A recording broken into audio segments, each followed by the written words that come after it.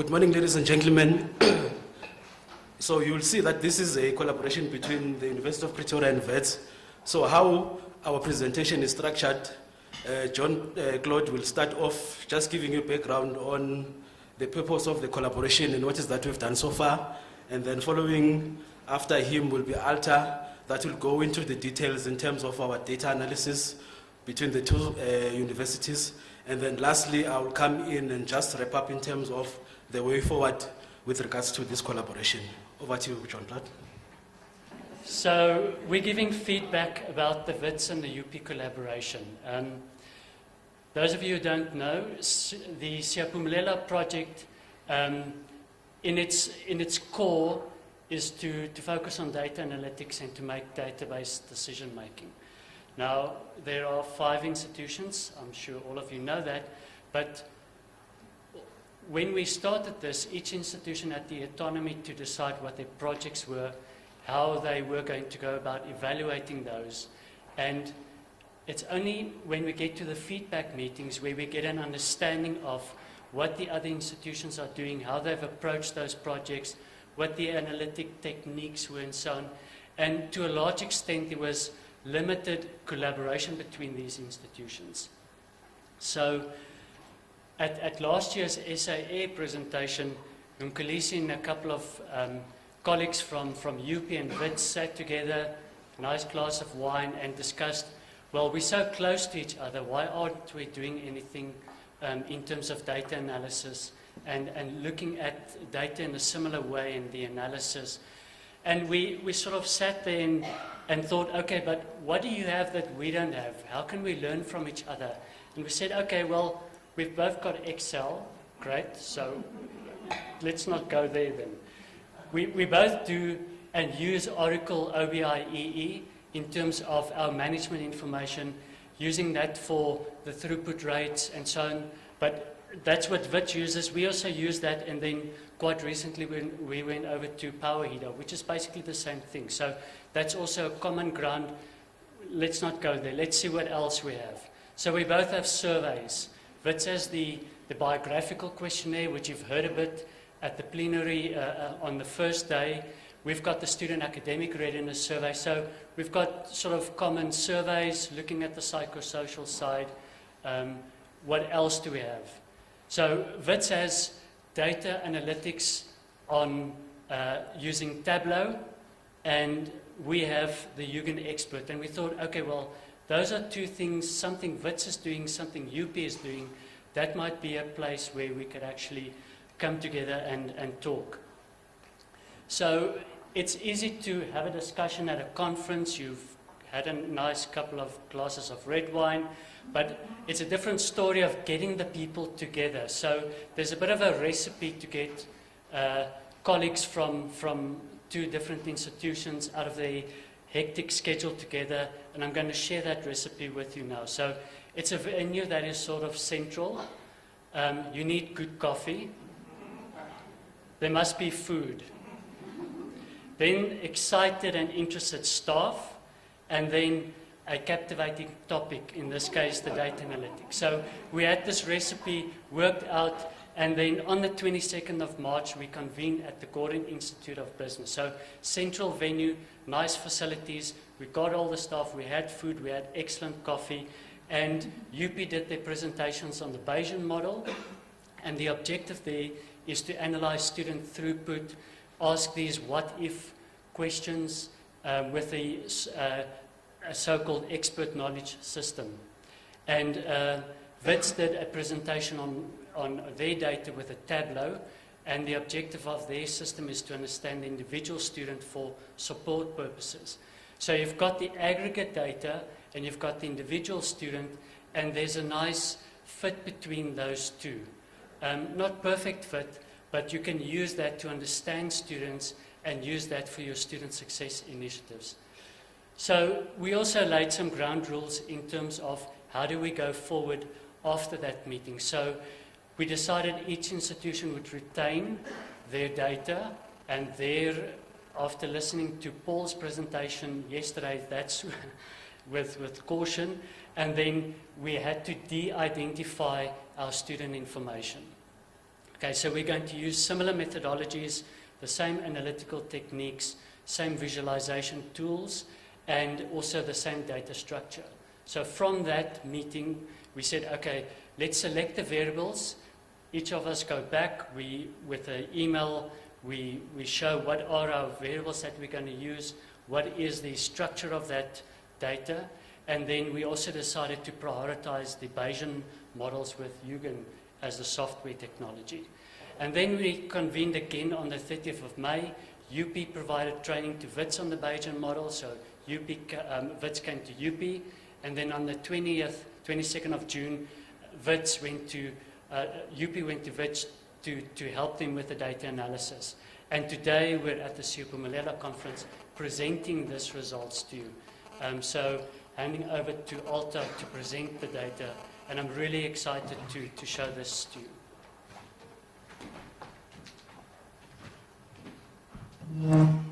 Good morning, everyone. My name is Alta, and I'm a statistician. So I don't really fit in, I suppose, and I learn a lot. So I want to tell you a little bit more about what we achieved in this collaboration, or more on a technical level. We decided to call our model Leith-Law, which is the Sepedi, if I'm correct, to see. So it is about what can we see in the data. And basically, it is a knowledge-based system for student throughput analysis. So we are all used to descriptive statistics. If you look at the HEDA system, then there's a lot of descriptive statistics that you can get out of that. But the bottom line of the descriptive statistics is that it is static. So it's a graph, or it's a table that you usually get in a project report format, or on paper format. So we decided, I'm just afraid I'm going to fall off here. Yeah. I need space. No, it's fine. I think you're going to still fall off. No, I want to go back the whole time. We decided that the alternative approach that we want to follow is a knowledge-based system. And the definition of a knowledge-based system is that you still have all your information, you still have all your data in a system, but besides the data, you also have an inference engine. And that means that you can reason about the system. And that's the main difference. In common language, you can also say, you can do what-if analysis. We like to call it what-if analysis. What is very important is to know that the knowledge-based system is still only data. It is not a model. It's not a predictive model. So you can't make predictions. You can only mine and infer knowledge and insight from the existing data that you have. So the process behind this is, first of all, we need to pre-process the data. And as we know, statisticians and other people as well, is that 90% of the work, of the hard work, goes into pre-processing the data and checking the data and actually getting it onto a nice level where you can do modeling. The next step that we then do is to parameterize the model, and I decided I'm not going to go into detail or the technical detail of what we do. I presented last year at the SAR conference. Maybe some of you were there and you remember some of the technical detail. The bottom line is that we use Huygens, which is a software where you can develop Bayesian network models in. And then as of last week, we also use Tableau, where Tableau has got exactly the same functionality than the Bayesian network. And I will show you the differences between the two. So the first approach that we follow is, first we do data pre-processing. And we do it in Python. There's a little Python logo there in the left-hand side. Then we have kind of like our pre-processed data in a CSV format. And then with the Huygens software, we end up with a Bayesian network. And then we also did exactly the same, but instead of having a Bayesian network as an output, we have a Tableau interface as an output. So what's the differences between these two approaches, and what's the benefits of the two approaches? The Bayesian network is probabilistic. It can handle missing data. So if you have configurations where you don't have existing data, then the Bayesian network can actually extrapolate and actually create probabilities for those missing configurations. It can handle other information than data, so it can handle expert knowledge. So if you have expert knowledge that you want as variables in your model, then you can handle it. It can do predictive modeling, and it's got a very strong modular design, which makes it very easy to combine, say, for example, different universities as a module in your bigger model. The nice thing about Tableau, and that was when we presented the Bayesian network within UP, that was some of the feedback that we got, but I want to see the numbers. I don't want to see only the probabilities, because say, for example, you've got a configuration of electronic engineering and it's female Indian students, then maybe you have only 3 of those students in final year. So you want to know what are the actual numbers. Of course, Tableau has got very powerful visualization, and it can also do predictive modeling. Okay, so let's look at the variables. The input variables for now that we are focusing on are the gender and the ethnic group. And the first year is actually the first time entering students into the university. So was it from 2011 up to 2013. So we want to see if there are actually trends from 2011 upwards. The reason why we chose 2011 is because that was the first year where we started to gather proper data that we can trust. The other input, very important input variable is funding. And I'll get to the assumptions that we make around these variables. And then faculty started, and then education duration is the duration of the program, if it is a 3-year degree or a 4-year degree or a 5-year degree. And the only reason why we have that is because we want to look at if students that change programs from a 3-year degree, are they more likely to change to, say, a 4-year degree or stay with a 3-year degree. So it just gives you some additional insights, and it's also a proxy for some degrees. Like, for example, we all, in UP at least, a health sciences degree is 6 years. So you know that if education duration is 6 years, then probably that student moved to a medical degree. The output variables of in which faculty did the student end up with, what was the education duration that he ended up with, and then very important, did the student change programs? That is something that we want to know. And then what was the status of the student in minimum time? And there we have 3 options. Either the student is still active in the program in minimum time. So if education duration is 3 years, then minimum time is also 3 years. So obviously we want the student to have completed his degree in minimum time.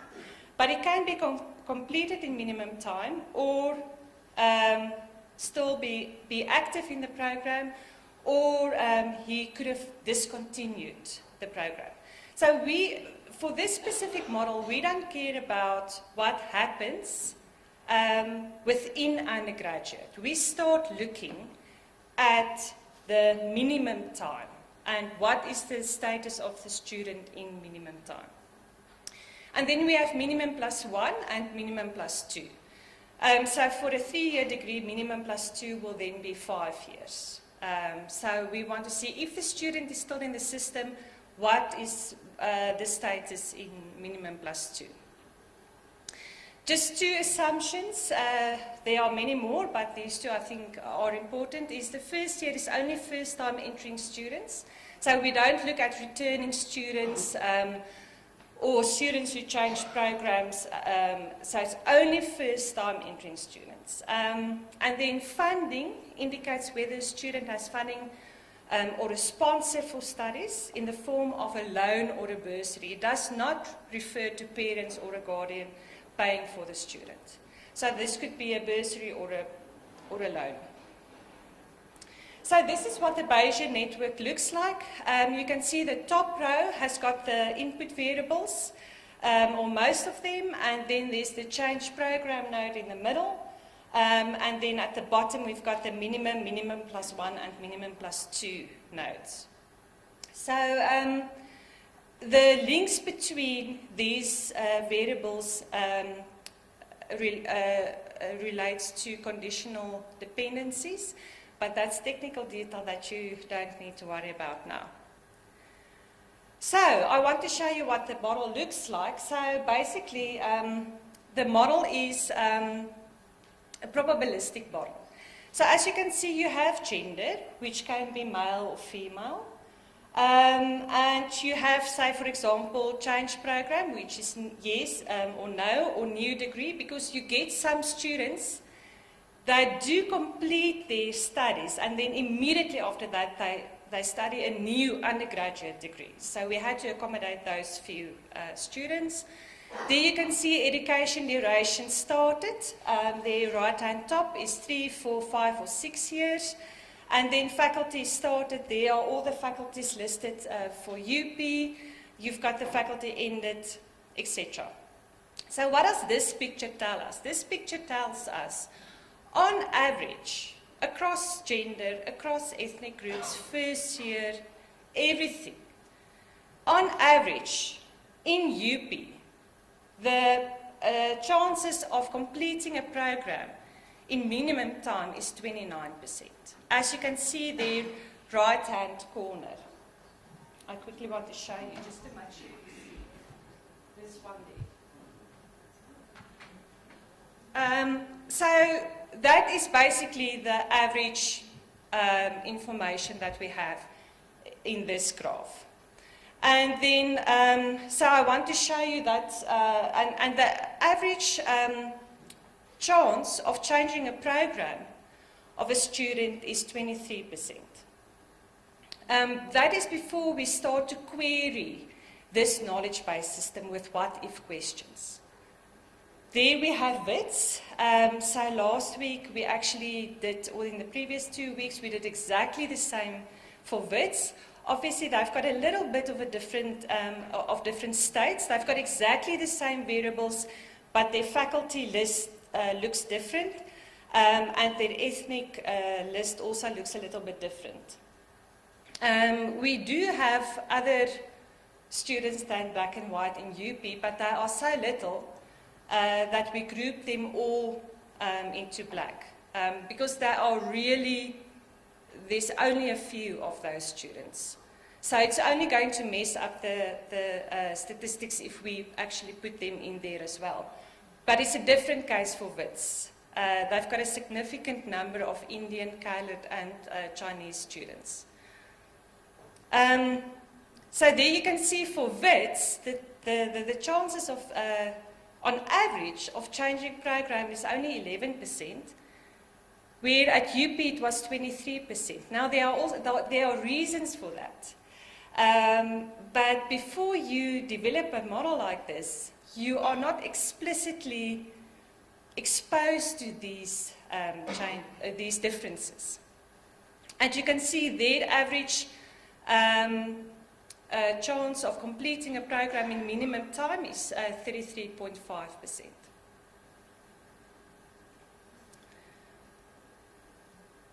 And then we also have this data now available in Tableau. This is for WITS. And it's got exactly the same percentages. It's maybe here and there it's a little bit different. And it's just because the Bayesian network model uses an algorithm to calculate the probabilities, where Tableau uses frequencies. But for the most part, it's exactly the same. So now you can actually see the numbers and you can see the probabilities. So let's look at a few what-if analysis. So this is what you can do with a model. So we like to start off with the best case because it makes us feel good. So what is the best case? The best case is if a student completes his degree in minimum time. So we ask that what-if question.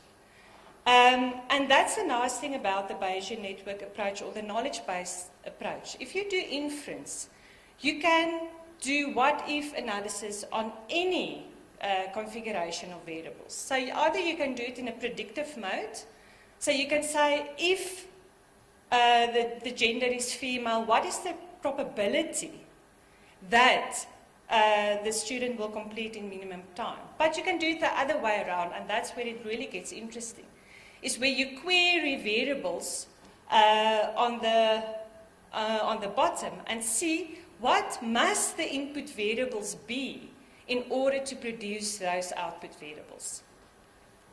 So in this case, you can see that as expected, females are more likely to complete in minimum time, because there the baseline probability was 56% females, and it went up to 64%. And you can also see that funding plays a very important role. Funding went up from 43% as a baseline average to 47% when we force the model to complete in minimum time. So what's the situation at WITS? As you can see, the gender ratio at WITS and UP are almost exactly the same. And you can see the funding is actually, the variable is more sensitive. It went from 34% to 59%.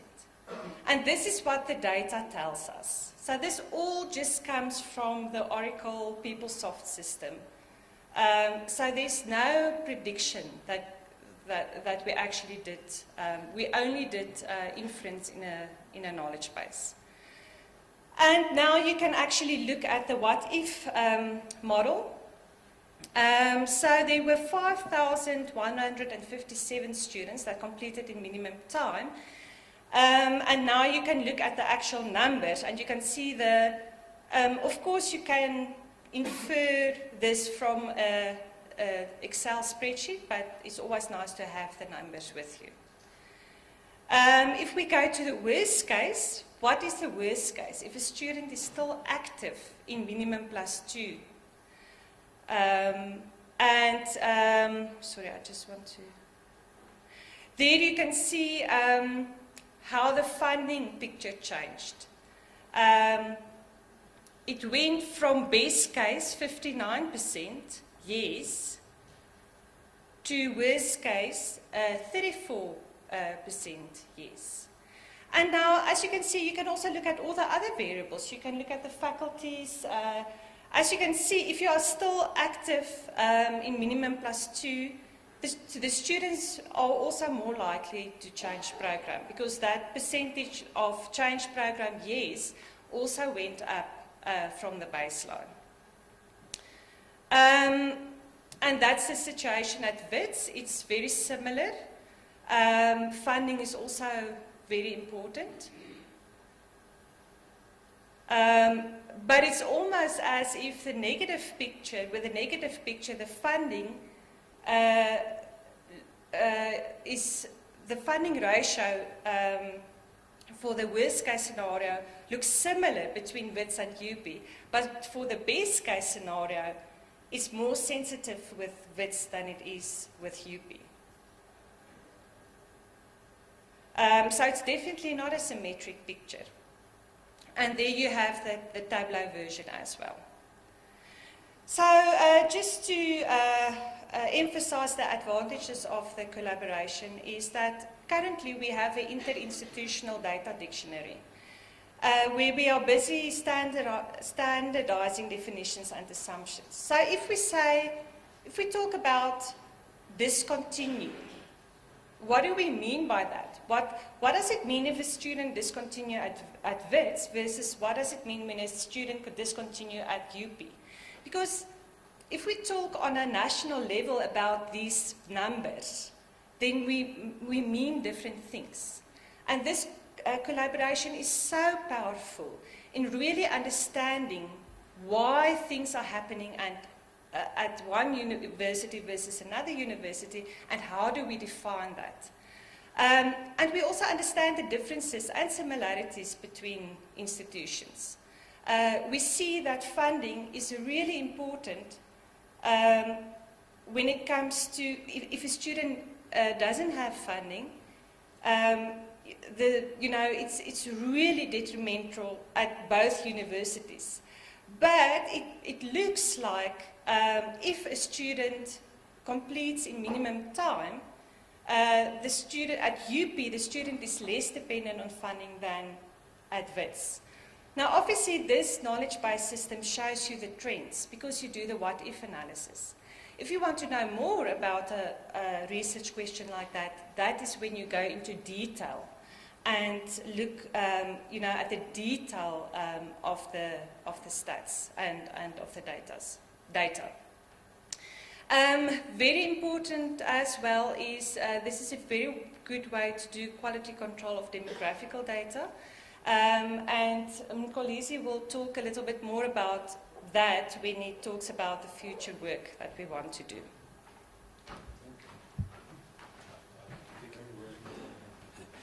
Thanks, Alta.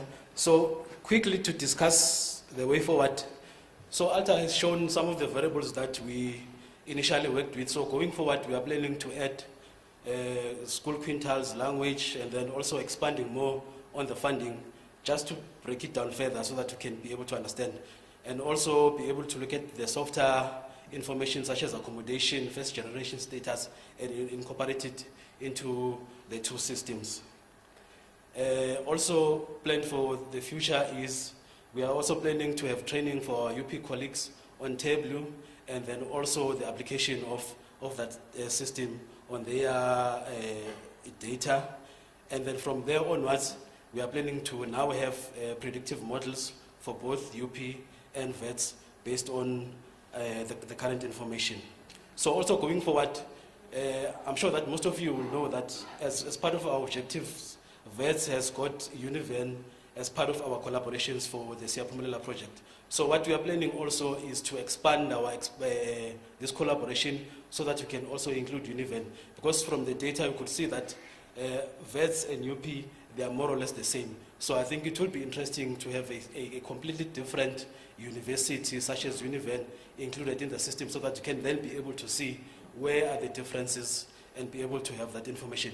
And I think the good news is, so far, Univen, we've got a meeting, we had a meeting with them about 2 or 3 weeks back. They've given us feedback that they've started collecting their BQ data for 2016 and 2017, and they are willing to be part of this collaboration. So actually going forward, it looks much more interesting. And the other thing that we are planning to do is during the SAA 2017 conference, we are planning to have a joint workshop between UP and WITS where we will be giving training on these two models and also sharing some of these results in detail and some of the lessons that we have learned so far with this collaboration. And also going forward, I'm sure that you will see that some of the results that will come from this collaboration is going to be quite interesting, and we're planning to have that published in peer-reviewed journals and also expand our scope of collaboration. We are very grateful to Siyaphumelela and Kreski because I think this has given us sort of like a foundation to establish our collaboration even outside of the Siyaphumelela. Now we have a foundation between WITS and UP to be able to extend that. Lastly, I think this work would not have been possible without these co-workers, and I think especially Ali, Fezile, Alta, and Ben. They were the technical guys who were very dedicated to the work. Wendy, for your support.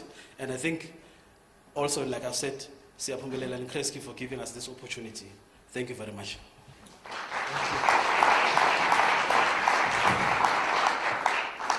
Well, first of all, thank you very much for a very good example of cooperation between institutions, and secondly, for managing your time so well. We could possibly take one or two questions, but there's no pressure.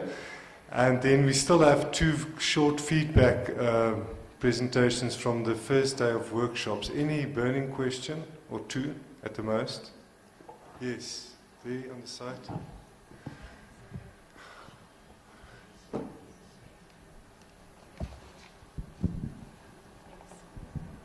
So thank you. That was a really interesting presentation.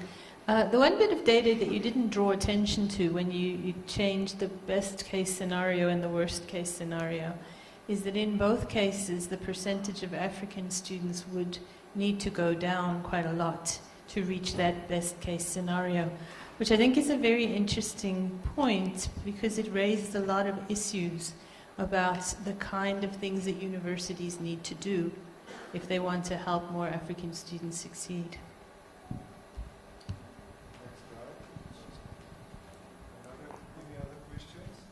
Any other questions? In the front?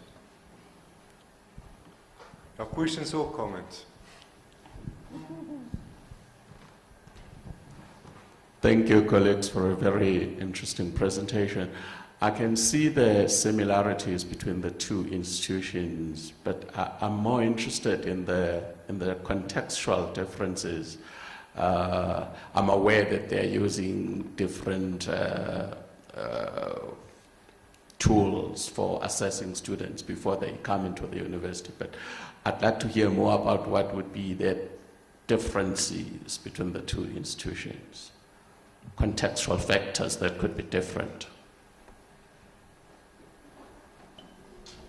Okay, thank you. Shall we get feedback? Okay, like I said, I let the data speak to me, so I don't have, I'm not an expert.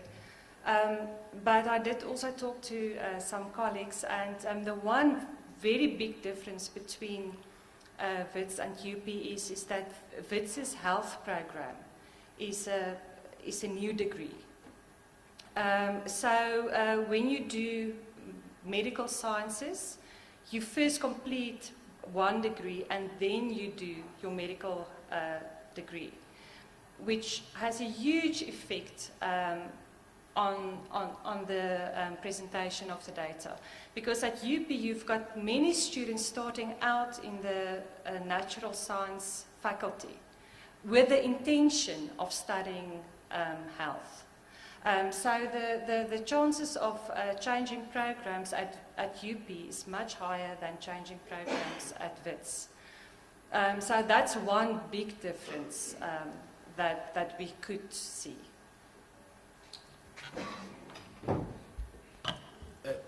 Just also to add, I think when you're looking at the profile for VETS, we have more African black students first time, first year, when you're comparing with UP. And the implication there is most of those, they're dependent on NSFAS funding, and then I think that's why you'll see that for VETS, the funding variable is more sensitive. So I think at this stage, those are the obvious, I think, differences. And later on, when we add the other variables, we should be able then to be able to explain. But I think, based on the data that we've presented, I think those are the main differences. And I think, interestingly, when you're looking at the worst case scenario, for VETS, it means now you have to have more blacks who are male with no funding, and then the picture completely changes. So I think for now, at face value, that is what the data is giving us. Okay, just from my side, I'd like to step back just for a while, or for a minute, and to sort of share what the purpose of this was, is to to work on one of the main purposes of the Siphumelelo project, and is to improve data analytics capacity within the different institutions. So starting out is to expose staff from the different institutions to the different techniques that UP uses and WITS uses. So the intention is, first of all, to get the data analytic capabilities or capacity, and then from that, take the results to your institutions where the contexts are different. The type of student that comes in, there are obvious similarities in terms of student finance that are common across the institutions.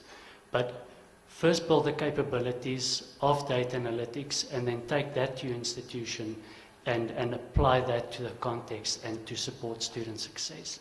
In terms of the comment of looking at the students by demographic variables, is we need to focus on improving the equity of outcomes. So it's not about only getting the students in, but interrogating the results and having brave discussions around what you see, and showing that at the different forums, such as we have here, and getting the interventions and so on associated with that, so that we can improve student success for all students from different backgrounds and so on. So my comment. Thank you very much. Thank you very much. I think we can move on to the last two just before tea. Thanks a lot.